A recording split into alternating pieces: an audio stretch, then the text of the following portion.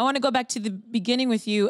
Your Halloween story really made me rethink the way that we approach Halloween costumes and the gender policing that happens with a 6-year-old who just wants a costume. So why was it important for you to share that story to show kind of how early on you were sort of being forced into boxes you didn't feel comfortable in? Yeah, well, it was important for 2 reasons for me to share the Halloween story. Because A, when I asked to go as a girl for Halloween the first time, it was the first time that it was sort of my big, bold, daring experiment as like a 6 or 7-year-old, where I said, I know I've already learned from everybody that boys aren't allowed to wear dresses, that I'm not supposed to want to wear a dress, that I have to be a boy, but I'm going to try something different, and it was such a precious moment of experimentation, but also a really radical moment of resistance for a child to say, no, I'm going to ask. Right. I'm not even supposed to ask. I'm supposed to conclude that this is an impossibility, but I'm still going to ask. And I think that moment of power is something that children across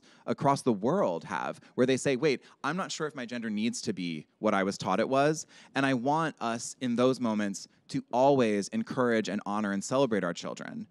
When they say, I want to try something different, we should always say, yes, I will support you to the ends of the earth. That's so exciting, and you're going to look adorable. But the other thing, and the other reason I wanted to tell that story, is because on the flip side, I have a profound empathy for what my mom was going through when I asked her that. My mom is here in the audience with us today. She is everything. She is like trans ally hero #1, and she's been on like the whole press junket with me, and I really have a lot of empathy, and we've worked through this together, my mom and I. Like it's been a long process and a long journey, one that has ended very beautifully. But we really worked through what it means to empathize with each other. And I have a great, great empathy for any parent who's raising a gender nonconforming child or a trans child in the world that we live in, because we don't live in a world that makes that easy. We live in a world where to have a trans child is to be constantly scared for your child, to never feel like your child is going to be respected in this world, to feel like your child is not going to have an easy life.